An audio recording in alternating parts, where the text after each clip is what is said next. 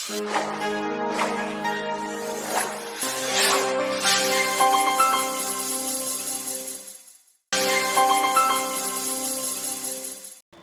మహిళా అభ్యర్థినైన నాపైనే హత్యాయత్నమా?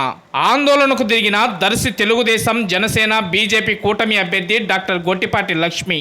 వివరాల్లోకి వెళ్తే, సోమవారం నాడు జరుగుతున్న పోలింగ్లో భాగంగా దర్శి మండలంలోని బొట్లపాలెం గ్రామంలో అధికార పార్టీ అభ్యర్థి బూచేపల్లి శివప్రసాద్ రెడ్డి, ఆయన తల్లి జిల్లా పరిషత్ చైర్పర్సన్ శ్రీమతి బూచేపల్లి వెంకాయమ్మ ప్రమేయంతో స్థానిక బొట్లపాలెం గ్రామంలో గూండాలు ప్రవేశించి తనపై హత్యాయత్నానికి ప్రయత్నం చేయడంతో అడ్డుపడిన తన కార్యకర్తలు ఫలితంగా గాయాలు పాలైనారన్నారు.